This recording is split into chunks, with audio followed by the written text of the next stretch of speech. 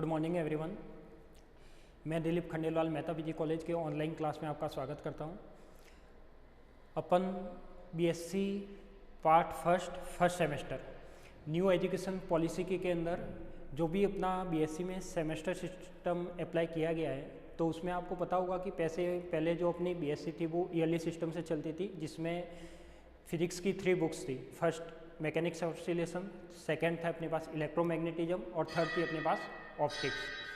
अब अपन जो बात कर रहे हैं उसमें अपन देख रहे हैं कि जो न्यू एजुकेशन पॉलिसी आई है उसमें बीएससी को कंप्लीट सेमेस्टर में कन्वर्ट किया गया है। तो सेमेस्टर में अपने पास फिजिक्स की ओनली फर्स्ट सेमेस्टर बात करें फर्स्ट सेमेस्टर की, तो फर्स्ट सेमेस्टर में केवल एक बुक रही है जो है जिसका नाम है मैकेनिक्स एंड ऑसिलेशन। तो अपन स्टार्ट करने जा रहे हैं बीएससी फर्स्ट सेमेस्टर में सब्जेक्ट फिजिक्स है और पेपर का नाम है मैकेनिक्स एंड ऑसिलेशन। तो मैकेनिक्स एंड ऑसिलेशन से बारे में इसमें टोटल अपने पास 4 यूनिट रहेगी। तो अपन आज फर्स्ट क्लास स्टार्ट कर रहे हैं जिसमें यूनिट नंबर फर्स्ट लेक्चर से ही स्टार्ट है। तो यूनिट नंबर फर्स्ट की स्टार्टिंग करने जा रहे हैं जिसमें आपके पास 3 चैप्टर है। तो अपन चैप्टर नंबर फर्स्ट स्टार्ट कर रहे हैं जिसका नाम है inertial and non inertial frame of reference and Galilean transformation. Inertial and non inertial frame of reference and Galilean transformation. तो सबसे पहले अपन इसमें देखेंगे कि निर्देश तंत्र क्या होता है। तो इस चैप्टर का जो हिंदी में नाम है, तो मेन इंपॉर्टेंट क्लास इसलिए है क्योंकि इसमें एक बेसिक कंसेप्ट आएगा। जो भी अपन मैकेनिक्स एंड ऑसिलेशन में पढ़ेंगे सारा बेसिक कंसेप्ट से स्टार्ट करेंगे। तो इसमें कुछ बेसिक कंसेप्ट आएगा कि सबसे पहले अपन को फ्रेम ऑफ रेफरेंस समझना जरूरी है कि निर्देश तंत्र क्या होता है। तो यहाँ पे अपन हिंदी में जो टॉपिक है चैप्टर का नाम है जड़त्वीय अजड़त्वीय निर्देश और गैलीलियन रूपांतरण। तो जड़त्वीय निर्देश तंत्र क्या होता है, अजड़त्वीय निर्देश तंत्र क्या होता है और गैलीलियन रूपांतरण क्या होता है, इस क्लास में अपन इसकी बात करेंगे। तो इस चैप्टर में बात करेंगे तो सबसे पहले जड़त्वीय और अजड़त्वीय को समझने के लिए मेरे को चाहिए क्या, निर्देश तंत्र की। सबसे पहले अपन को समझना होगा कि निर्देश तंत्र क्या होता है, फ्रेम ऑफ रेफरेंस क्या होता है। तो जस्ट फ्रेम ऑफ रेफरेंस की बात करते हैं कि ये निर्देश तंत्र क्या होता है। जनरली निर्देश तंत्र को समझना है तो मेरे पास एक छोटा सा बेसिक कंसेप्ट आएगा, state of particle. State of particle में क्या होगा, तो अपन स्टार्ट करते क्लास।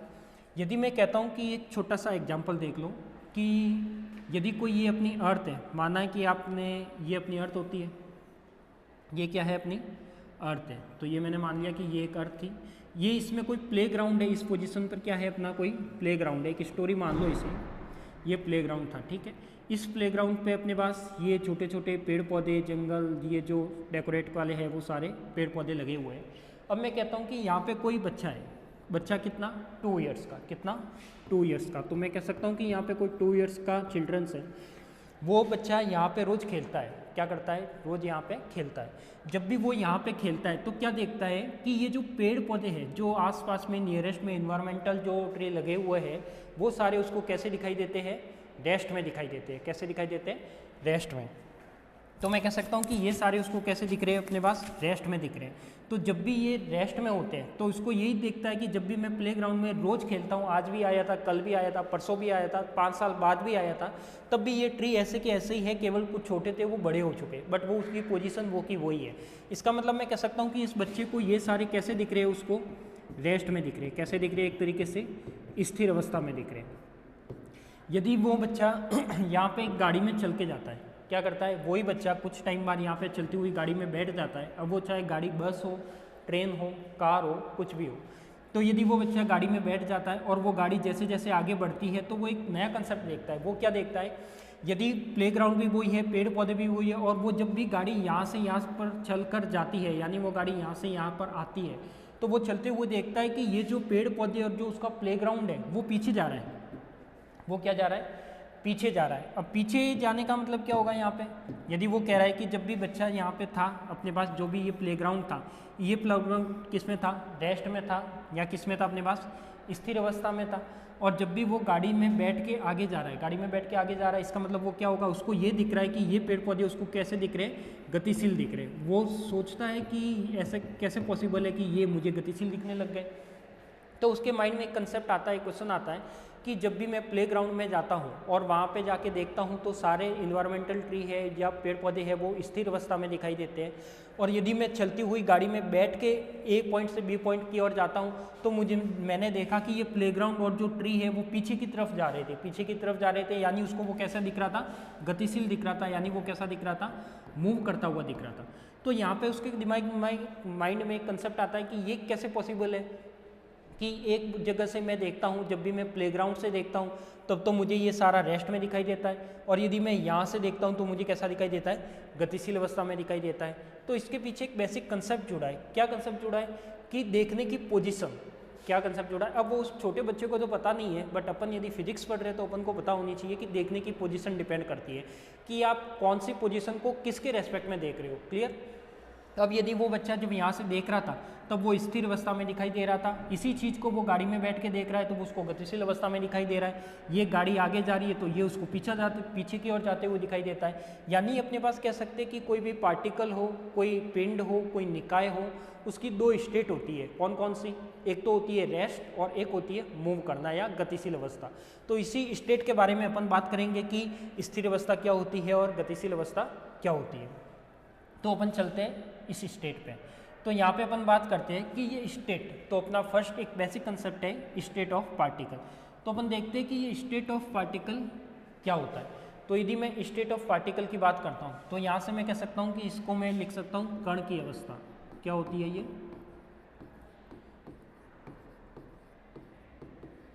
कण की अवस्था। यानी कण की अवस्था कैसे कैसे हो सकती है। तो वहाँ से अपन को पता लगा कि कण की अवस्था दो होती है, एक तो होती है रेस्ट में और एक होती है अपने पास कैसी, मोशन में। यानी एक तो होती है स्थिर अवस्था और दूसरी होती है अपने पास गतिशील अवस्था। तो ये तो मानी जाती है किसमें? स्थिर अवस्था में, और ये मानी जाती है अपने पास कौन सी? गतिशील अवस्था में। क्लियर। तो यहाँ पे दो तरह की स्टेट मानी गई है, एक रेस्ट में और एक गतिशील अवस्था में। इसको एक नाम और देते हैं विराम अवस्था। क्या देते हैं? इसको एक नाम और देते हैं, वो क्या होती है? विराम अवस्था। और एक होती है अपने पास कौन सी? गत्यात्मक अवस्था। इसको मैं और क्या नाम देता हूँ? गत्यात्मक अवस्था या movable state.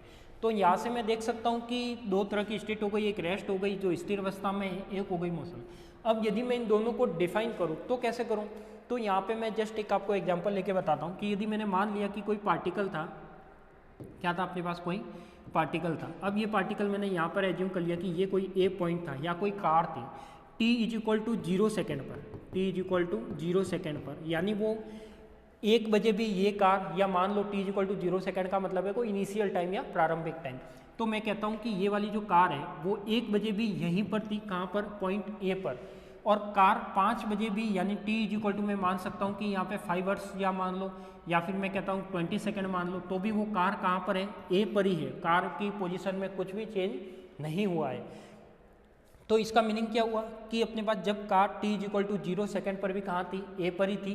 t is equal to 20 second पर भी कहाँ पर है? वो कार ए पर ही है। यानी मैं कह सकता हूँ कि इस कार की पोजीशन में कुछ भी चेंज नहीं हुआ। टाइम में तो चेंज आया है बट कार की पोजीशन कांस्टेंट है। इसका मतलब क्या? इसका मतलब सिंपल है कि वो कार जहाँ पर थी वहीं पर खड़ी है।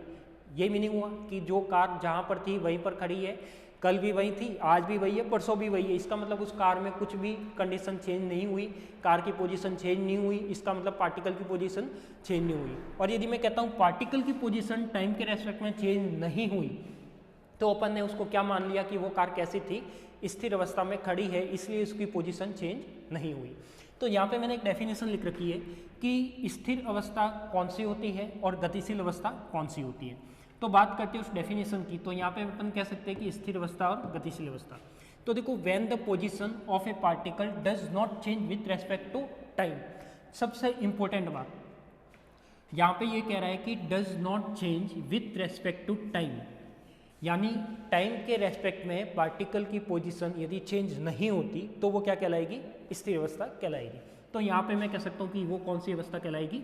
स्थिर अवस्था कहलाएगी। तो यहाँ पे अपन लिख सकते हैं कि जब किसी कण की स्थिति में समय के सापेक्ष परिवर्तन नहीं होता है, समय के सापेक्ष परिवर्तन नहीं होता है मतलब समय तो चेंज हुआ है बट पार्टिकल की पोजीशन चेंज नहीं हुई। तो समय तो अपने पास 1 घंटा निकल गया, 2 घंटे निकल गए, कुछ सेकंड निकल गए, बट अपने पास पार्टिकल जो था वैसे का वैसे ही रह गया। तो मैं कह सकता हूँ कि वो वाली क्या कहलाएगी अपने पास, स्थिर अवस्था कहलाएगी। तो आपको जो भी नोट्स में आप डेफिनेशन लिखते हो, जो भी कंसेप्ट क्लियर करते हो, तो ऐसे का ऐसे आप नोट्स में लिख सकते हो। यदि आप इंग्लिश मीडियम के हो तो इंग्लिश लैंग्वेज को यूज करके लिख सकते हो, यदि आप हिंदी के हो तो हिंदी लैंग्वेज भी आपके सामने है, यूज करके लिख सकते हो। तो यहाँ पे मैं कह सकता हूँ कि स्थिर अवस्था कौन सी होती है, तो मैं कहता हूँ कि जब कोई कण समय के सापेक्ष या टाइम के रेस्पेक्ट में अपनी पोजीशन को चेंज नहीं करता तो वो क्या होगी अपने पास, स्थिर अवस्था होगी या रेस्ट स्टेट होगी। अब यहाँ पे एक एग्जांपल कि यहाँ पे मेरे पास एक कार थी ए पॉइंट पर जो t = 0 सेकेंड पर खड़ी थी। क्या थी? t = 0 सेकेंड पर खड़ी थी। कुछ टाइम बाद ये वाली कार कहाँ पहुँच गई, ए से बी पोजीशन पे आ गई। कहाँ से कहाँ आ गई? ए से बी पोजीशन पे आ गई। और मैंने कह दिया कि जब टाइम में डिफरेंस कितना आया, 30 सेकेंड। यानी मैं कह सकता हूँ जब t = 0 सेकेंड था या प्रारंभिक समय में वो कार कहाँ पर थी, ए पर थी। 30 सेकेंड में वो कार कहाँ पर आई, बी पर आई। इसका मीनिंग क्या कि जब भी कोई कार की पोजीशन चेंज हुई है, यहाँ पर क्या था, कार की पोजीशन कांस्टेंट थी, फिक्स थी, स्थिर थी। यहाँ पे क्या हुआ, टाइम तो चेंज हुआ। टाइम तो देखो आपको भी पता है रुक नहीं सकता, टाइम में तो चेंज आएगा ही आएगा। तो यदि टाइम में चेंज आ रहा है तो मैं कह सकता हूँ कि यदि पार्टिकल ए, यदि कार ए पर थी इनिशियल टाइम में, फाइनल में वो कहाँ आ गई, बी पर आ गई। इसका मतलब वो कार स्थिर है क्या? स्थिर नहीं है, वो कार क्या है, गतिशील है। तो मैं कह सकता हूँ कि जब भी कोई कार यहाँ ए पॉइंट से बी पॉइंट में आई है, इसका मतलब मैं कह सकता हूँ कि वो कौन सी स्टेट में है, मूव कर रही है, यानी वो कार क्या है, गतिशील अवस्था में है। तो यहाँ पे मैं इसकी डेफिनेशन लिख सकता हूँ कि if there is a change in the position, तो जो इंपॉर्टेंट है वो क्या, इसमें change in the position of a particle with respect to time. तो यहाँ पे क्या था, does not change with respect to time, but यहाँ पे क्या है, change in position with respect to time. तो यहाँ पे वो क्या कह रहा है कि टाइम के रेस्पेक्ट में जो इसकी पोजीशन है वो क्या करेगा, चेंज करेगा। देखो यहाँ पे लिखा हुआ है change in the position of a particle with respect to time. तो इसमें जो इंपॉर्टेंट लाइन है वो ये है। और मुझे पता है कि जब भी अपने पास टाइम के रेस्पेक्ट में पार्टिकल की पोजीशन चेंज होती है, इसका मतलब वो कौन सी स्टेट में होगा, गतिशील अवस्था में होगा। तो यहाँ पे मैंने लिख दिया कि यदि कोई कण की स्थिति में समय के सापेक्ष परिवर्तन होता है तो कण की कौन सी अवस्था होती है, गतिशील अवस्था होती है। तो यहाँ पे अपने पास क्या आ गया, सबसे पहले स्टेट ऑफ पार्टिकल। अब ये स्टेट ऑफ पार्टिकल क्यों जरूरी है, क्योंकि मुझे पढ़ना है निर्देश तंत्र, फ्रेम ऑफ रेफरेंस। और यदि फ्रेम ऑफ रेफरेंस पढ़ूंगा तो फ्रेम ऑफ रेफरेंस पढ़ने के लिए मुझे सबसे पहली जरूरत किसकी पड़ती है, स्टेट ऑफ पार्टिकल की। क्योंकि मुझे पता तो होना चाहिए कि पार्टिकल रेस्ट में कब होता है, मूव कब करता है, उसकी क्या कंडीशन रहती है। तो वो कंडीशन आपको यहाँ से क्लियर हो जाएगी कि यदि टाइम के रेस्पेक्ट में पार्टिकल की पोजीशन चेंज नहीं करता, इसका मतलब वो रेस्ट में है। और यदि टाइम के रेस्पेक्ट में पार्टिकल की पोजीशन चेंज होती है, इसका मतलब वो क्या कर रहा है, मूव कर रहा है या गतिशील अवस्था में। क्लियर? तो ये दोनों पॉइंट आपको क्लियर हो गए होंगे। एक तो हो गया रेस्ट और एक हो गया मोशन या मूवेबल। तो मैं कह सकता हूँ कि एक तो स्थिर अवस्था होती है, एक गतिशील अवस्था होती है। इसमें कोई सा भी आप एग्जाम्पल भी दे सकते हो, एग्जाम्पल कोई सा भी ले सकते हो, वो सारे एग्जाम्पल इसमें वेरी कर सकते हैं। क्लियर? चले आगे। अब अपन बात करते हैं इससे आगे वाली स्लाइड की।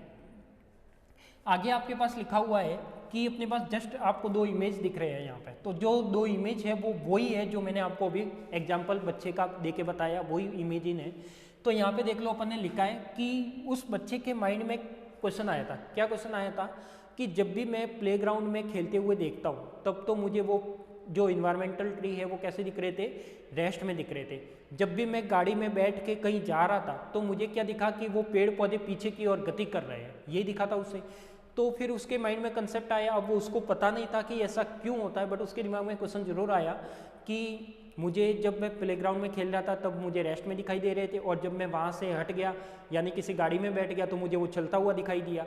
तो इससे रिलेटेड जो वर्ड आता है वो आता है रिलेटिव या सापेक्ष। बहुत ही इंपॉर्टेंट कंसेप्ट है, इंपॉर्टेंट वर्ड आता है जो क्या है अपने पास, सापेक्ष। तो यहाँ पे ये जो सापेक्ष वर्ड है कि किसी भी निकाय की गति को किसके रेस्पेक्ट में देखा जाता है, वही क्या होगा आपके पास पता लगाएगा कि यदि पार्टिकल रेस्ट में है या गति कर रहा है। तो यहाँ पे अपन ने एक बहुत ही अच्छा वर्ड लिखा है कि यदि कण की ये अवस्थाएं सापेक्ष होती है, क्या होती है, कण की ये अवस्थाएं सापेक्ष होती है। सापेक्ष का मतलब क्या है कि जब भी बच्चे को रेस्ट में दिखाई दे रहा है, इसका मतलब वो बच्चा किसके रेस्पेक्ट में देख रहा है, कोई खड़ी हुई जो रेस्ट में कांस्टेंट चीज़ है उसी के रेस्पेक्ट में देख रहा है। और यदि उसको गतिशील अवस्था में दिखाई दे रहा है, यानी वो जिस गाड़ी के अंदर बैठा है वो गतिशील है, और जो प्लेग्राउंड है वो स्थिर अवस्था में, इसलिए उसको वो गति करता हुआ दिखाई दे रहा है। तो यहाँ पे मैं कह सकता हूँ कि कोई भी पार्टिकल की पोजीशन या कोई भी कण की स्थिति होती है वो किसके रेस्पेक्ट में देखी जाती है, वो डिपेंड करेगा कि वो स्थिर अवस्था में माना जाएगा या गतिशील अवस्था में माना जाएगा। तो अपने पास पेड़ पौधे वही थे, बच्चे ने देखा कि जब प्लेग्राउंड से देखा तो वो स्थिर अवस्था में था, गाड़ी में बैठ के देखा तो वो क्या दिखता है, चलता हुआ दिखाई देता है या पीछे मूव करता हुआ दिखाई देता है। तो मैं कह सकता हूँ कि बहुत ही अच्छी चीज़ है कि कण की ये अवस्था क्या होती है, सापेक्ष होती है। तो यहाँ से मैं लिख सकता हूँ this state of this particle are relative, this state of the particle are relative, कि जब भी कोई पार्टिकल को देखना हो तो किसके रेस्पेक्ट में देख रहे हो सबसे पहले ये पता होना चाहिए। और यहीं से अपना एक जो टॉपिक का पता लगता है वो पता लगता है निर्देश तंत्र, कि किसी भी कण की स्थिति के बारे में मुझे पता लगाना है तो किसके रेस्पेक्ट में आप उसे देखोगे, वही क्या होगा, अपने पास निर्देश तंत्र होगा। तो यहाँ पे बात करते हैं कि कण की अवस्था क्या होगी, सापेक्ष होगी। फिर लिखा है कि अर्थात इन अवस्थाओं को किसी अन्य पिंड या निकाय के सापेक्ष ही ज्ञात कर सकते हैं, यानी पार्टिकल को किसी के रेस्पेक्ट में ही देखा जा सकता है। उसको यदि कुछ कैलकुलेशन करनी हो, कुछ वेलोसिटी निकालनी हो, पोजीशन वेक्टर निकालना हो, तो भी वो किसी के रेस्पेक्ट में ही क्या होता है, देखा जाता है। तो आगे लिखा है this states can be known only in relation to some other body और सिस्टम, यानी कोई भी पार्टिकल को, कोई भी स्टेट को देखना है तो किसी के रेस्पेक्ट में देखी जाएगी, किसी से रिलेट करके देखी जाएगी, वही क्या होगा, अपना रिलेटिव होगा। क्लियर। तो यहाँ पे देखो दो example, a tree on earth appears to be at rest relative to the earth. वो क्या कह रहा है कि पृथ्वी पर स्थित पेड़ पृथ्वी के सापेक्ष विराम अवस्था में दिखाई देता है।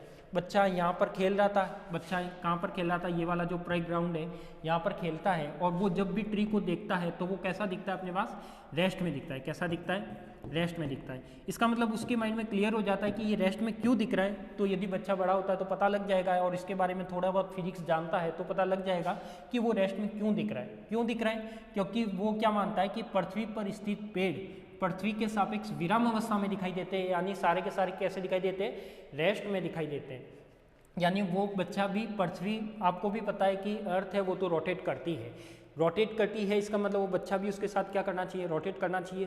तो एक तरीके से मैं कह सकता हूँ कि जो बच्चा उस ट्री को देख रहा है, या यहाँ से मैं खड़े होकर इस ट्री को देखता हूँ तो मुझे क्या दिखाई देता है, रेस्ट में दिखाई देता है। तो यहाँ पे जस्ट ये इमेजिन यही बता रहा है, ये जो इमेज है वो यही बता रही है कि अपने पास कोई भी अर्थ पर मैं कुछ भी खड़ा होकर किसी भी चीज़ को देखता हूँ तो वो मुझे क्या दिखाई देगा, रेस्ट में दिखाई देगा। तो मैं किसके रेस्पेक्ट में देख रहा हूँ, पृथ्वी के रेस्पेक्ट में। किसके रेस्पेक्ट में देख रहा हूँ, अर्थ के रेस्पेक्ट में। तो यहाँ पे देखो जो इम्पोर्टेंट है यहाँ पे वो है पृथ्वी के सापेक्ष। क्या है, पृथ्वी के सापेक्ष, किससे रिलेटेड, अर्थ से रिलेटेड।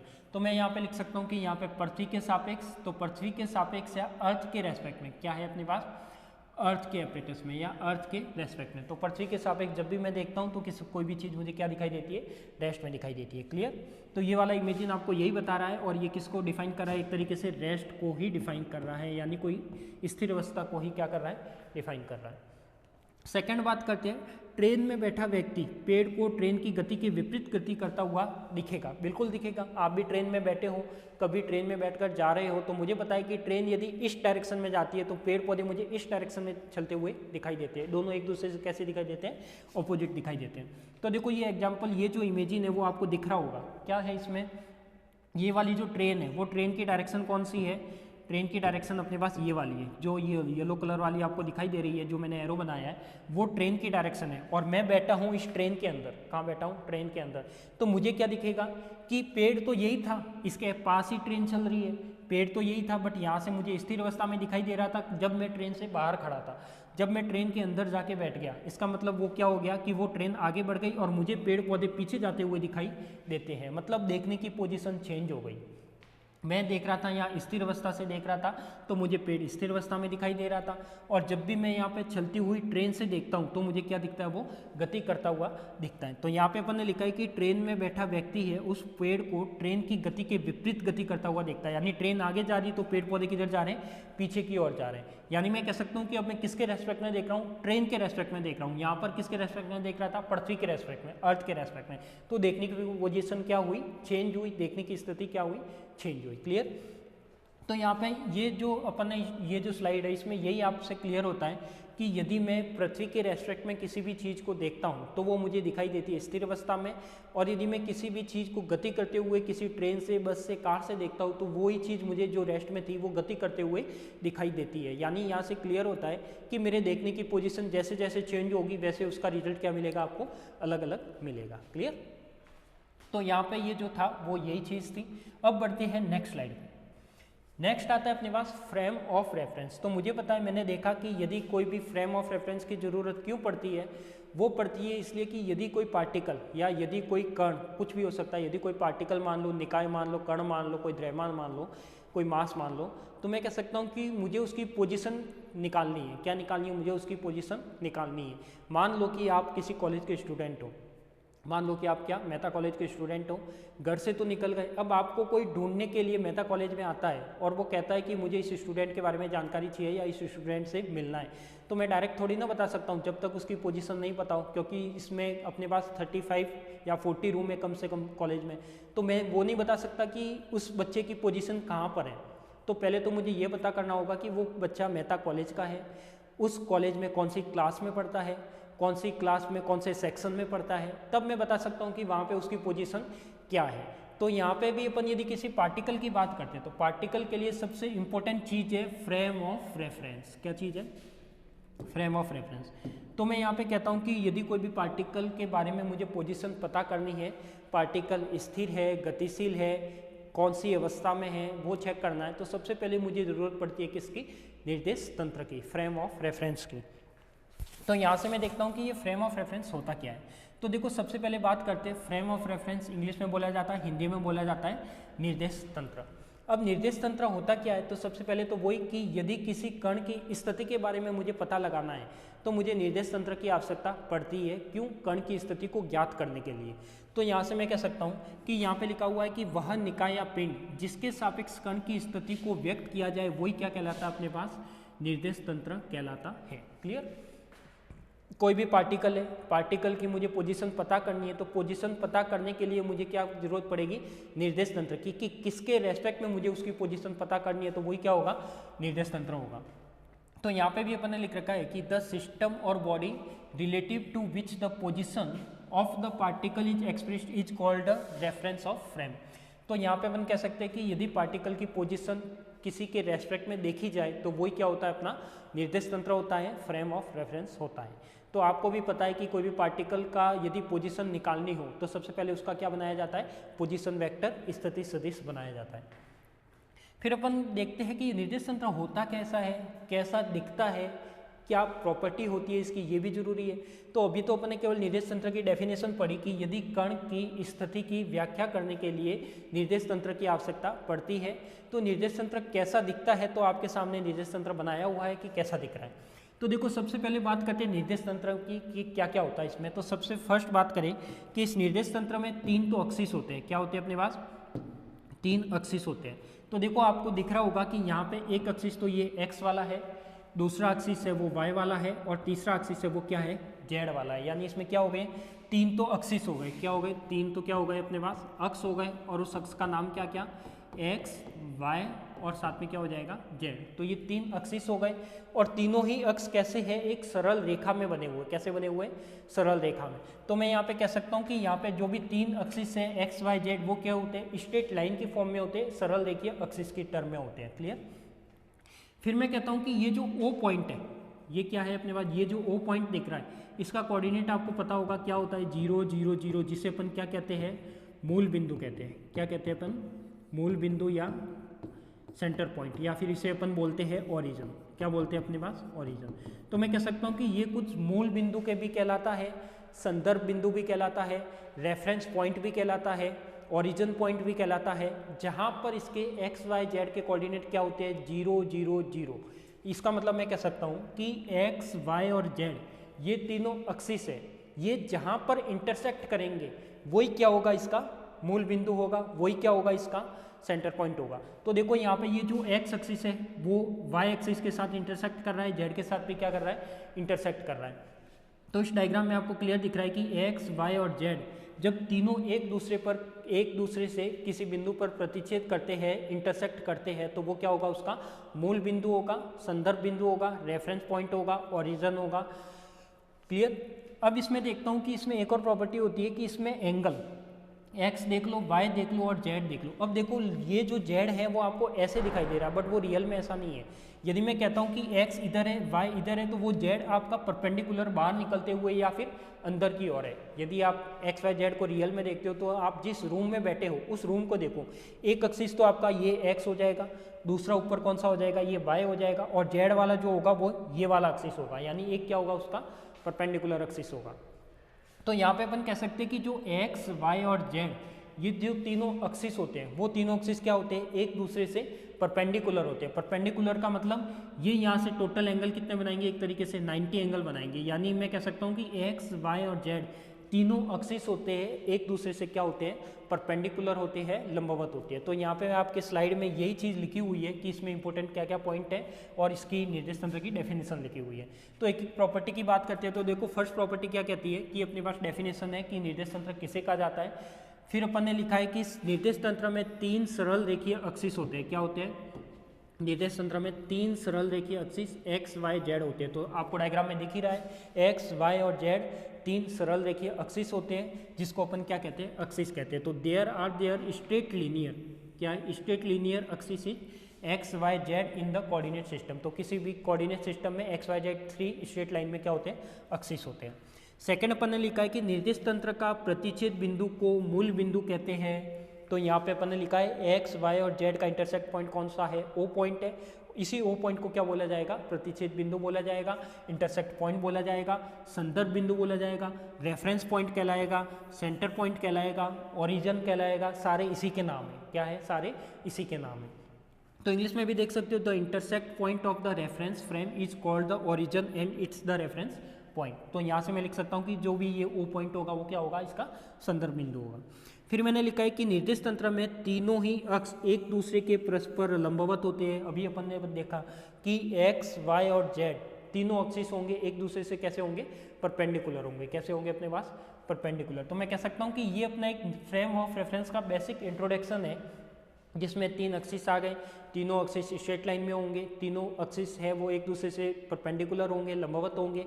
इसके बीच में बनने वाला एंगल यदि परपेंडिकुलर है तो 90 डिग्री होगा।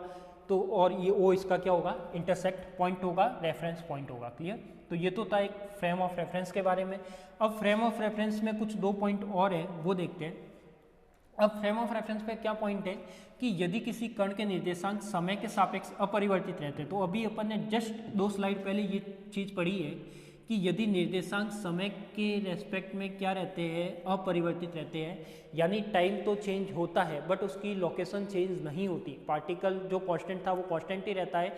यदि वो कुछ टाइम पहले ए पॉइंट पर था, कुछ टाइम बाद भी वो कहाँ रहता है, ए पॉइंट पर ही रहता है। तो मैं कह सकता हूँ कि यहाँ पे कोई ए पार्टिकल था, ए पार्टिकल के कोऑर्डिनेट कितने थे, एक्स, वाई और जेड। ये एक इसकी कोऑर्डिनेट फॉर्म होती है जिसको अपन एक्स वाई जेड की टर्म में लिखते हैं। यदि वो पार्टिकल ए पॉइंट पर एक्स वाई जेड कोऑर्डिनेट में था, कब, जब t इज इक्वल टू कहाँ बात की, 0 सेकेंड में, और t इज इक्वल टू यदि मैं 20 सेकेंड बाद भी देखता हूँ तो वो पार्टिकल वही है, उसी पोजीशन पर है, कहाँ पर, ए पॉइंट पर। यानी मैं कह सकता हूँ कि यदि किसी कण के निर्देशांक समय के सापेक्ष क्या होते हैं, अपरिवर्तित रहते हैं, तो वह क्या कहलाती है, विराम अवस्था कहलाती है। देखो, if the coordinate if of a particle remains unchange with respect to time, important line है ये, कि जब भी अपने पास पार्टिकल की जो पोजीशन होती है, या फिर मैं कह सकता हूँ कोऑर्डिनेट, यदि पोजीशन चेंज होगी तो कोऑर्डिनेट भी चेंज होगा, यदि पोजीशन चेंज नहीं होगी तो कोऑर्डिनेट भी वही रहेगा। तो इस केस में क्या होगा, कोऑर्डिनेट पहले भी एक्स वाई जेड ही था और बाद में भी क्या हुआ, एक्स वाई जेड ही है, मतलब वो पार्टिकल कहाँ था, अपना रेस्ट में था। तो यहाँ पे वही लिखा है कि remains unchange with respect to time, then it's said to be at rest state. ठीक है।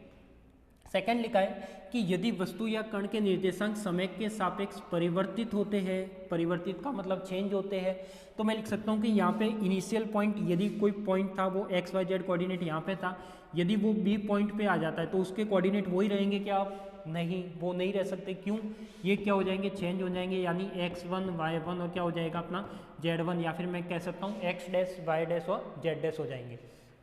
तो यहाँ पे अपन लिख सकते हैं कि एक्स वाई जेड क्या हो गए, कोऑर्डिनेट चेंज हो गए। यहाँ एक्स वाई जेड था, यहाँ x1 y1 z1 है, यानी ये पार्टिकल ए से चलकर कहाँ गया है, बी पर गया, यानी t = 0 सेकंड पर ए पर था, t = 20 सेकंड पर बी पर आ गया। मतलब वो क्या किया, इसने कोऑर्डिनेट को भी चेंज कर लिया। क्या कर लिया, कोऑर्डिनेट को भी चेंज कर लिया, यानी निर्देश तंत्र को भी उसने क्या कर लिया, परिवर्तित कर लिया। और जब भी निर्देश तंत्र चेंज हो गया तो मैं कह सकता हूँ कि कण के निर्देशांक टाइम के रेस्पेक्ट में क्या हो गए, चेंज हो गए। तो वो कौन सी स्थिति कहलाएगी, गतिशील स्थिति कहलाएगी या गतिमान अवस्था कहलाएगी। तो अपन ने लिखा है कि if the coordinate of an object, किसी ऑब्जेक्ट के कोऑर्डिनेट है, particle change with respect to time, कोई भी कोऑर्डिनेट या पार्टिकल पोजीशन के साथ यदि अपने कोऑर्डिनेट को टाइम के रेस्पेक्ट में चेंज करता है तो वो क्या कहलाती है, गतिशील अवस्था कहलाती है। तो ये भी किसका पार्ट है, एक फ्रेम ऑफ रेफरेंस का पार्ट है। तो टोटल कितने पॉइंट हो गए अपने पास, 5 पॉइंट हो गए फ्रेम ऑफ रेफरेंस की प्रॉपर्टी में। फर्स्ट क्या होगा, तीनों एक्सिस स्ट्रेट लाइन में होती है। सेकंड क्या हुआ कि उसके जो तीनों एक्सिस है वो एक दूसरे से लंबवत होते हैं। थर्ड क्या हुआ, उसका इंटरसेक्ट पॉइंट। फोर्थ क्या हुआ कि उसकी रेस्ट वाली स्टेट। और 5 हुआ उसकी गतिशील स्टेट कोऑर्डिनेट फॉर्म में। ठीक है, अब अपन बढ़ते हैं और आगे। नेक्स्ट देखते हैं कि अपने पास पोजीशन ऑफ पार्टिकल, यानी जो फ्रेम ऑफ रेफरेंस था, उस फ्रेम ऑफ रेफरेंस के रेस्पेक्ट में मुझे किसी पार्टिकल की पोजीशन निकालनी है। तो देखो यहाँ पे अपना जो टॉपिक है, फर्स्ट पॉइंट है वो है क्या, वो है पोजीशन ऑफ पार्टिकल, यानी किसी भी कण का मुझे क्या निकालना है, स्थिति सदिश निकालना है। और मुझे पता है कि यदि किसी भी कण की स्थिति मुझे पता करनी है तो सबसे पहले मुझे क्या बनाना होगा, निर्देश तंत्र। क्यों, कण की स्थिति की व्याख्या कौन करेगा, निर्देश तंत्र करेगा। तो यहाँ से मैं लिख सकता हूँ कि जो ये फ्रेम ऑफ रेफरेंस है, क्या है अपने पास, ये फ्रेम ऑफ रेफरेंस। तो ये फ्रेम ऑफ रेफरेंस पार्टिकल की स्थिति के बारे में अपन को क्या देगा, जानकारी देगा। तो मैंने लिखा है कि निर्देश तंत्र में कण की स्थिति 2 प्रकार से व्यक्त की जाती है। निर्देश तंत्र में जो कण की स्थिति है वो क्या होगी, 2 प्रकार से व्यक्त की जाएगी। तो उसको मैं लिख सकता हूँ कैसे, तो देखो फर्स्ट लिखा हुआ है बाय पोजीशन वेक्टर। क्या लिखा हुआ है, बाय पोजीशन वेक्टर, या फिर इसको अपन बोल सकते हैं क्या, स्थिति सदिश। क्या है, स्थिति सदिश। अब ये स्थिति सदिश क्या होता है, वैसे तो आप जानते होंगे 12th में 11th में पढ़ के आए हो कि स्थिति सदिश क्या होता है। तो यहाँ पे मैं बात करता हूँ कि इस पोजीशन वेक्टर की, कि पोजीशन वेक्टर क्या होता है। तो देखो निर्देश तंत्र में एक्स वाई जेड 3 एक्सिस होते हैं, ओ इसका सेंटर पॉइंट होता है। तो यहाँ पे पी पॉइंट पर मैंने एक पार्टिकल माना है जिसके कोऑर्डिनेट कितने हैं, एक्स वाई और जेड है, और इस पॉइंट का नाम क्या है, पी है। तो पी पॉइंट पर कोई कोऑर्डिनेट है एक्स वाई जेड, और यहाँ पे उस जो पी पॉइंट है, मैंने कह दिया कि ये पार्टिकल इस पी पॉइंट पर रखा हुआ है। कहाँ रखा हुआ है, पी पॉइंट पर रखा हुआ है। तो जब भी ये पार्टिकल पी पॉइंट पर था तो उसके सेंटर पॉइंट से, यानी उसका जो निर्देश तंत्र का ओरिजिन या संदर्भ बिंदु है, उसको मैं मिला लेता हूँ। क्या करता हूँ, मिला लेता हूँ, यानी इस डिस्टेंस को मैं ओ से पी के बीच में एक लाइन बना लेता हूँ, एक वेक्टर बना लेता हूँ, जो क्या होता है अपने पास एक पोजीशन वेक्टर को डिफाइन करता है, जिसे अपन क्या कहते हैं, स्थिति सदिश कहते हैं। इसका मतलब मैं कह सकता हूँ कि यदि किसी पार्टिकल की स्थिति को निर्देश तंत्र के मूल बिंदु से मिलाया जाए तो स्थिति सदिश का निर्माण होता है। स्थिति सदिश को स्मॉल r वेक्टर से डिनोट करते हैं। तो यहाँ पे देखो O से P है, वो क्या बता रहा है, यहाँ पे स्थिति सदिश बता रहा है, स्मॉल r वेक्टर बता रहा है। तो यहाँ पे अपन ने लिखा है कि यदि किसी कण या बिंदु की स्थिति P को निर्देश तंत्र के मूल बिंदु O से मिलाया जाए, जो चीज़ मैंने बोली है वो यहाँ पे लिखी हुई है कि किसी भी कण के बिंदु की स्थिति को निर्देश तंत्र के मूल बिंदु कहाँ से मिलाना है अपन को, O पॉइंट से मिलाना है। कहाँ से मिलाना है अपन को, O पॉइंट से। ये जो इंपॉर्टेंट है वो क्या है, O पॉइंट से मिलना चाहिए रेफरेंस पॉइंट के लिए। तो मैं कह सकता हूँ कि स्थिति P को निर्देश तंत्र के मूल बिंदु O से मिलाने वाली जो रेखा होती है या बनने वाले सदिश OP वेक्टर, इसका सदिश क्या होगा अपने पास, OP वेक्टर होगा। OP द्वारा प्रदर्शित करते हैं इस सदिश को स्थिति सदिश कहा जाता है, और इसे क्या लिखते हैं, स्मॉल r वेक्टर से डिनोट करते हैं। तो OP इज इक्वल टू क्या होगा अपने पास, एक तरीके से क्या होगा, पोजीशन वेक्टर होगा, और वो पोजीशन वेक्टर क्या होगा, r वेक्टर होगा। और सभी को पता है कि यदि कोई पोजीशन वेक्टर x, y और z, यहाँ पे देखो point P x, y, z पर डिपेंड कर रहा है, यानी इसका पोजीशन वेक्टर क्या हो जाएगा, x i कैप प्लस का क्या हो जाएगा, y j कैप प्लस का क्या हो जाएगा अपने पास, z k कैप। तो ये इसका क्या कहलाएगा, पोजीशन वेक्टर कहलाएगा। और यदि आपके पास किसी भी पार्टिकल का पोजीशन वेक्टर आ गया, स्थिति सदिश आ गया, तो इसके बारे में तो आप सारे फिजिकल क्वांटिटी निकाल सकते हो। क्या क्या, यदि पार्टिकल की जानकारी मुझे मिल गई, उसका पोजीशन वेक्टर मिल गया, तो आप उसका स्थिति सदिश निकाल सकते हो। यदि एक बार r का डेरिवेटिव करोगे t के रेस्पेक्ट में तो क्या निकलेगी, वेलोसिटी निकलेगी, dr/dt is equal to v। यदि 2 बार डेरिवेटिव करोगे तो क्या निकलेगा, त्वरण निकलेगा।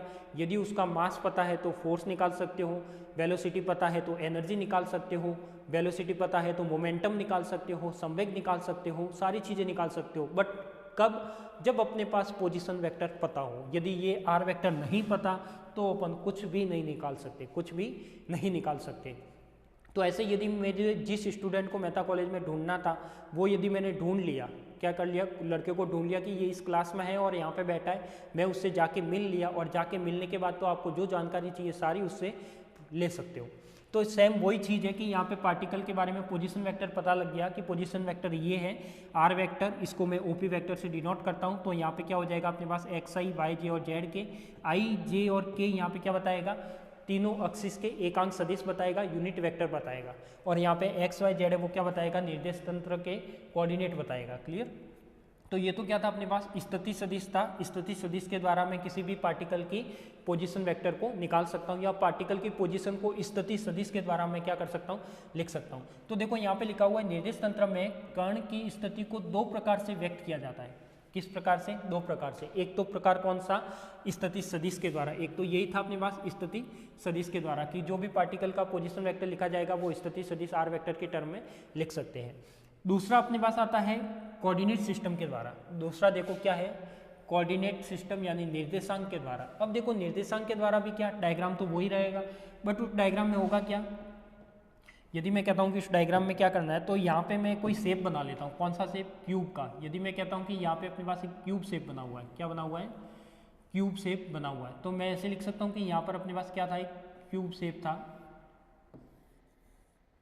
ये क्या बना दिया मैंने, इसके अंदर क्यूब शेप बना दिया। ठीक है, इसका ये वाला एक्सिस हो गया, वो एक्स हो गया, वाई हो गया और जेड हो गया।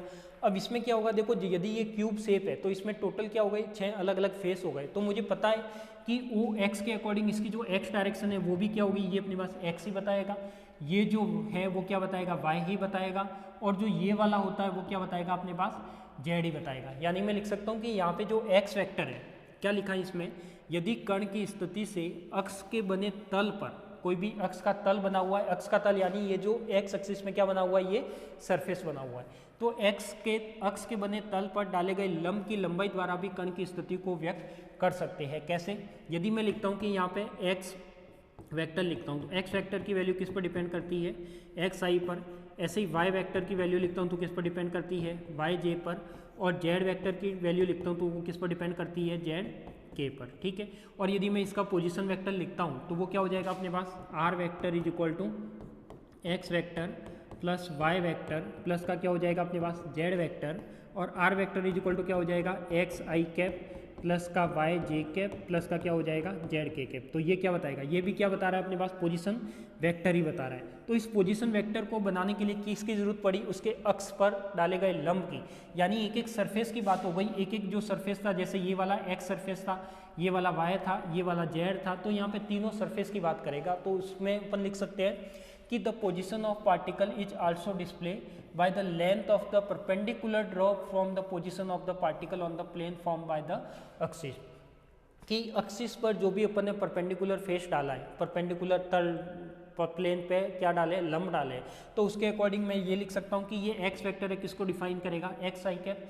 आई कैप यहाँ पे क्या होगा, एक्स डायरेक्शन के अकॉर्डिंग उसका यूनिट वेक्टर होगा या क्या होगा, एकांक सदिश होगा। तो मैं लिख सकता हूँ कि एक्स डायरेक्शन में ये क्या हो जाएगा अपने पास, एकांक सदिश हो जाएगा। ऐसे ही वाई डायरेक्शन में जे कैप क्या होगा, यूनिट वेक्टर होगा, वाई उसका कोऑर्डिनेट होगा, जेड में क्या होगा, के कैप होगा। ठीक है, तो यदि आर वेक्टर बनेगा वो ये बनेगा। ये भी क्या है अपना स्थिति सदिश है, बट ये स्थिति सदिश किस बेस पे लिखा गया, कोऑर्डिनेट के बेस पे लिखा गया। किस बेस पे लिखा गया, कोऑर्डिनेट के बेस पे। तो मैं कह सकता हूँ कि कण की स्थिति को मैं स्थिति सदिश से लिखता हूँ, हर जगह पर स्थिति सदिश से लिखेंगे। यदि कोई सरफेस एरिया आ जाए तो वहाँ पर किससे लिखा जाएगा, कोऑर्डिनेट सिस्टम या कोऑर्डिनेट के बेस पे लिखा जाएगा। क्लियर। तो ये तो था अपने पास क्या, निर्देशांक के द्वारा। फिर यदि इसका आर मोड निकालना है, क्या निकालना है, आर मोड निकालना है, तो कैसे निकालते हैं, एक्स स्क्वायर प्लस का वाई स्क्वायर प्लस का क्या हो जाएगा, जेड स्क्वायर, और ये वाली टर्म आ जाएगी। तो ये क्या कहलाएगा अपना, आर मोड कहलाएगा। तो जब भी आर का परिमाण निकाला जाता है वो इस तरीके से निकाला जाता है। क्लियर। अब बढ़ते हैं अपन आगे। नेक्स्ट है अपने पास पोजीशन ऑफ मूविंग पार्टिकल। क्या है अपने पास, पोजीशन ऑफ मूविंग पार्टिकल। तो देखो पोजीशन ऑफ मूविंग पार्टिकल के लिए यहाँ पे क्या करना होगा अपन को, देखो पोजीशन ऑफ मूविंग पार्टिकल के लिए बात करते हैं। तो यहाँ पे मैं एक छोटा सा डायग्राम ड्रॉ करता हूँ। डायग्राम में क्या है, यदि कोई पार्टिकल मूव करता है, सबसे पहले आपको यहाँ से पता होना चाहिए कि ये क्या कह रहा है, पार्टिकल को मूव कराना है पोजीशन के रेस्पेक्ट में। तो यहाँ से मैं कह सकता हूँ कि पार्टिकल को मूव कैसे कराएंगे। तो यहाँ पे मैं एक डायग्राम बनाता हूँ कि यहाँ पे मैंने क्या ले लिया, कोई एक्सिस ले लिया। क्या ले लिया, एक तो देखो मैंने एक्स एक्सिस ले लिया, एक क्या ले लिया वाई, और एक क्या ले लिया मैंने जेड। तो ये जेड है, ये एक्स है, और ये क्या है वाई है। अब मैं कहता हूँ कि मुझे पार्टिकल को मूव कराना है। क्या कराना है, मुझे पार्टिकल को मूव कराना है। जैसे मैंने कह दिया कि ये क्या है, पॉइंट ए है, पार्टिकल कहाँ पर था, ए पर था। ए पर था, इसका मतलब पोजीशन वेक्टर किधर, इसका ये वाला हो जाएगा, और इसका मैंने नाम दे दिया क्या, r1 वेक्टर। क्या हो जाएगा, यदि कोई कण प्रारंभिक समय में ए पॉइंट पर कहाँ था, ए पॉइंट पर था इनिशियल टाइम में, तो उसका पोजीशन वेक्टर क्या मान लिया मैंने सेंटर पॉइंट से, r1 वेक्टर। ऐसे ही वो कुछ टाइम बाद कहाँ आ जाता है, बी पॉइंट पर आ जाता है। कहाँ आ जाता है, बी पॉइंट पर आ जाता है, यानी इसका सेंटर ऑफ पॉइंट ओरिजिन से क्या हो जाएगा, पोजीशन वेक्टर r2 वेक्टर। क्या हो गया, r2 वेक्टर। तो इसका जो हो जाएगा वो क्या हो जाएगा, r2 वेक्टर। तो मैं कह सकता हूँ कि पार्टिकल में डिस्प्लेसमेंट कितना हुआ, तो देखो लिखा हुआ पोजीशन ऑफ मूविंग पार्टिकल। पहले पार्टिकल ए पर था, अब वो कहाँ गया, बी पर आ गया, यानी उसकी डायरेक्शन क्या होगी अपने पास, उसकी डायरेक्शन ये वाली होगी। उसकी डायरेक्शन क्या होगी, ये वाली। तो देखो यहाँ पे आपको वेक्टर ट्रायंगल लॉ यूज कर सकते हो और उसके बेस पे पूरी इक्वेशन लिख सकते हो। तो मैंने यहाँ पे देखा कि जब भी कोई पार्टिकल ए पर था, वो कुछ टाइम बाद बी पर आता है, तो उसमें कुछ ना कुछ डिस्प्लेसमेंट आता है। तो यहाँ पे मैंने देखो क्या लिखा हुआ है, यदि कण समय के सापेक्ष अपनी स्थिति P से Q, क्या है P से Q, मैंने P से Q की जगह क्या नाम दे दिया, ए से बी, तो इसको भी आप क्या कर दो, P से Q कर दो। क्या कर दो आप, P से Q कर दो। तो यहाँ पे क्या हो जाएगा अपने पास कि पार्टिकल P पर था, कुछ टाइम बाद वो कहाँ आ गया, Q पर आ गया। तो मैं कह सकता हूँ कि यदि कण टाइम के रेस्पेक्ट में P से Q तक क्या करता है, परिवर्तित करता है। यदि कण समय के सापेक्ष अपनी स्थिति P से Q में आता है, तो सबसे पहले कण का विस्थापन कितना। तो देखो कण का विस्थापन निकालने के लिए, कण यानी ये विस्थापन निकालना है मुझे, PQ निकालना है। तो इसको मैं ऐसे लिख सकता हूँ ट्रायंगल लॉ से, ये डायरेक्शन में बना सकता हूँ। पोजीशन वेक्टर की डायरेक्शन होती है वो उसके अकॉर्डिंग ही होती है जिस पॉइंट की तरफ होता है। यदि O से P पॉइंट की मैं डायरेक्शन लिखता हूँ तो वेक्टर ट्रायंगल लॉ लगाता हूँ, तो क्या आएगी, देखो OP वेक्टर डायरेक्शन के साथ चल रहा हूँ, ये भी डायरेक्शन के साथ चल रहा हूँ, यानी क्या हो जाएगा PQ वेक्टर। फिर डायरेक्शन के ऑपोजिट टू, यानी डायरेक्शन मेरे से टक्कर करेगी। वेक्टर ट्रायंगल लॉ क्या कहता है, सदिश का त्रिभुज नियम क्या कहता है कि डायरेक्शन के साथ चलता हूँ तो वो प्लस में आएगा, डायरेक्शन के ऑपोजिट चलता हूँ तो वो क्या आएगा, माइनस में आएगा। तो यहाँ पे क्या हो जाएगा, ये प्लस में और ये माइनस में, यानी ये क्या हो जाएगा अपने पास OQ is vector is equal to कितना, 0। तो देखो OP वेक्टर कितना है, R1 वेक्टर है, PQ वेक्टर कितना है, ऐसे का ऐसे हो जाएगा, और ये क्या हो जाएगा अपने पास R2 vector is equal to कितना हो जाएगा, 0। यानी PQ vector is equal to कितना आया अपने पास, R2 माइनस का R1 वेक्टर। क्या आ गया, R2 माइनस का R1 वेक्टर, यानी ये क्या हो जाएगा इसका डिस्प्लेसमेंट। क्या हो जाएगा ये इसका डिस्प्लेसमेंट। तो मैं कह सकता हूँ कि डिस्प्लेसमेंट ऑफ पार्टिकल, कण का विस्थापन। तो इस डायग्राम के अकॉर्डिंग जो कण का विस्थापन आया वो क्या आया, PQ is equal to R2 minus का R1। क्लियर। फिर अपन बात करते हैं टाइम इंटरवल की। अब मैं कहता हूँ कि यदि पार्टिकल की पोजीशन P से Q पर गई है तो क्या टाइम कांस्टेंट था क्या, नहीं, टाइम में भी तो चेंज आया होगा। तो यहाँ पे मैं लिख सकता हूँ कि टाइम में क्या चेंज आया होगा, कि ये मैंने मान लिया कि टाइम में चेंज आया डेल T, और वो कितना आया T2 माइनस का कितना हो गया T1। कितना हो गया T2 माइनस का T1। और जो ये पोजीशन थी इसको मैं लिख सकता हूँ क्या, डेल R की टर्म में क्या, R2 माइनस का R1। कि यदि कोई पार्टिकल P से Q में जाता है तो इसमें डेल R का चेंज करता है, और डेल R की वैल्यू R2 माइनस R1 पर डिपेंड कर रही है। और यहाँ पे जो टाइम इंटरवल है वो कितना है, T2 माइनस का T1। ठीक है। तो ये तो क्या बताएगा अपने पास, जब भी कोई पार्टिकल मूव करता है तो उसका पार्टिकल में डिस्प्लेसमेंट कितना और टाइम इंटरवल कितना। अब यदि मुझे पोजीशन वेक्टर पता है, ये सारी डिस्टेंस पता है, टाइम इंटरवल पता है, तो मैं क्या क्या निकाल सकता हूँ वो चीज़ देखते हैं। फर्स्ट देखते हैं कि कण का वेग क्या निकालना है मुझे, वेलोसिटी ऑफ पार्टिकल या कण का वेग। तो देखो ये क्या होगा, if the time interval is small then the rate of change of position is called instantaneous velocity of velocity. यानी मैं कह सकता हूँ कि जब भी किसी पार्टिकल का या पोजीशन वेक्टर का टाइम के रेस्पेक्ट में डेरिवेटिव करते हो, मुझे भी पता है आपको भी पता है कि यदि कोई भी पार्टिकल का पोजीशन वेक्टर स्थिति दिश R है, उसका टाइम के रेस्पेक्ट में यदि आप डेरिवेटिव करते हो तो मुझे क्या मिलती है, वेलोसिटी मिलती है। क्या मिलता है मुझे, वेग मिलता है। तो यहाँ पे मैंने ये लिख रखा है कि यदि समय अंतराल सूक्ष्म हो, समय को क्या मानना है, बहुत ही स्मॉल मानना है या डेल टी रेज टू क्या मानना है, 0 मानना है।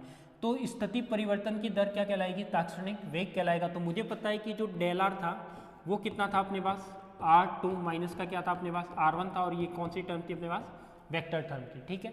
यदि मैं डेल टी की बात करता हूँ तो वो क्या था अपने पास, T2 माइनस का क्या था, T1 था। मुझे यदि वेलोसिटी निकालनी है तो एक तरीके से मैं इसका डेल भी लिख सकता हूँ, तो ये क्या आ जाएगा अपने पास, डेल आर अपॉन में क्या हो जाएगा, डेल टी, यानी ये किसके इक्वल होगा, R2 माइनस का R1 अपॉन में क्या हो जाएगा, T2 माइनस का T1। और जब भी मैं इसमें लिमिट अप्लाई करूँगा, क्या करूँगा, ये तो क्या बन गई अपने पास, वेलोसिटी बन गई, और जब भी मैं इसमें लिमिट अप्लाई करूँगा तो ये क्या हो जाएगा अपने पास, del V is equal to क्या हो जाएगा, limit del T raise to 0, और यहाँ पे हो जाएगा R2 माइनस का R1 और T2 माइनस का T1 लिख सकता हूँ, यानी डेल आर अपॉन में क्या है, डेल टी है। तो मुझे पता है कि यहाँ पे देखो, यहाँ पे क्या बता रहा है, वेलोसिटी निकालनी है, तो ये जो इस डेल है यहाँ डेल नहीं आएगा, यहाँ पे क्या आएगा, ओनली वेलोसिटी आएगी, आर में चेंज टाइम के रेस्पेक्ट में। तो यहाँ पे भी क्या हो जाएगा अपने पास, ये वाली जो टर्म है वो किस क्या हो जाएगी, वी हो जाएगा। तो v इज इक्वल टू ये किस में कन्वर्ट हो जाएगा, एक तरीके से डी आर अपॉन में डी टी। कब, जब मेरे पास टाइम नियरेस्ट टू क्या है, 0 है, यानी डेल टी रेज टू 0। इसका मतलब क्या हो गया, समय अंतराल बहुत ही सूक्ष्म है, यानी बहुत स्मॉल टाइम में पार्टिकल की पोजीशन क्या हुई है, चेंज हुई है। और जब मुझे भी पता है कि जब भी कोई पार्टिकल की पोजीशन टाइम के रेस्पेक्ट में चेंज होती है तो वो क्या कहलाएगी, वेलोसिटी कहलाएगी। तो यहाँ पे मैंने लिख दिया कि डेल आर पता था, डेल टी पता था, del r by del t क्या होता है, वेलोसिटी होती है। यदि मैं लिमिट अप्लाई करता हूँ तो वो किस में कन्वर्ट हो जाता है, तात्क्षणिक वेग में कन्वर्ट हो जाता है, आपने पढ़ रखा है। तो यहाँ पे अपन कह सकते हैं कि ये क्या मिलेगी अपन को, वेलोसिटी मिलेगी। तो यहाँ से मैं बता सकता हूँ कि किसी भी स्थिति सदिश का एक बार समय के सापेक्ष अवकलन करने पर या डेरिवेटिव करने पर हमें क्या मिलता है, वेलोसिटी प्राप्त होती है। नेक्स्ट है अपने पास त्वरण। नेक्स्ट क्या है अपने पास, त्वरण। तो त्वरण की बात करते हैं कि एक्सेलरेशन ऑफ द पार्टिकल, यानी कण के त्वरण की बात करते हैं। तो इसकी भी डेफिनेशन क्या है कि वेलोसिटी में यदि कोई पार्टिकल में टाइम के रेस्पेक्ट में चेंज होता है तो क्या मिलेगा, मुझे त्वरण मिलेगा। आप भी जानते हैं, या तो मैं ये कहूँ कि पोजीशन वेक्टर का टाइम के रेस्पेक्ट में 2 बार अवकलन करूँ, या फिर वेग का समय के सापेक्ष 1 बार अवकलन करूँ, तो मुझे क्या मिलेगा, त्वरण मिलेगा। तो मैं लिख सकता हूँ कि यहाँ पे डेल आर था वो कितना था मेरे पास, R2 माइनस का R1 वेक्टर था। ऐसे मेरे पास डेल टी था वो कितना था मेरे पास, T2 माइनस का क्या था, T1 था। अब मैं लिख सकता हूँ, मुझे क्या डिफाइन करना है, A डिफाइन करना है। क्या डिफाइन करना है, A। तो या तो मैं इसको ऐसे लिखूँ, डी वी अपॉन में क्या लिखूँ, डी टी लिखूँ। तो इसको मैं ऐसे भी लिख सकता हूँ कि डेल वी अपॉन में डेल टी, तो भी मुझे क्या मिलेगा, त्वरण मिलेगा। इसको मैं ऐसे भी लिख सकता हूँ, V2 माइनस का V1 T2 माइनस का T1, तो भी मुझे क्या मिलेगा, त्वरण मिलेगा। तो मुझे पता है कि जब वेलोसिटी का टाइम के रेस्पेक्ट में डेरिवेटिव करते हैं तो मुझे क्या मिलता है, त्वरण मिलता है। और यदि ये बात कर रहा है किसकी, तात्क्षणिक त्वरण की बात करता है, तो तात्क्षणिक त्वरण क्या होता है अपने पास, उसमें क्या करूँगा मैं, टाइम को क्या मानूंगा, A is equal to limit del T raise to क्या हो जाएगा, 0, और ये क्या हो जाएगा, डेल वी अपॉन में डेल टी। तो वो किस में कन्वर्ट हो जाएगा अपने पास, डी वी अपॉन में डी टी। किस में कन्वर्ट हो जाएगा, डी वी अपॉन में डी टी, और वही क्या कहलाएगा अपना तात्क्षणिक त्वरण कहलाएगा, या उस क्या कहलाएगा, त्वरण कहलाएगा। फिर अपन बात करते हैं, ये A निकल गया। अब मुझे लिखना है कि मुझे इसको R की टर्म में कैसे लिखें।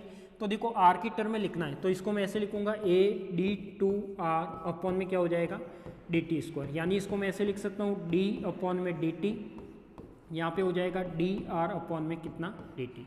तो ये वाली जो वैल्यू है वो क्या बताएगा यहाँ पे, यानी r का 2 बार टाइम के रेस्पेक्ट में डेरिवेटिव हो गया तो वो क्या कहलाएगा अपने पास, त्वरण कहलाएगा।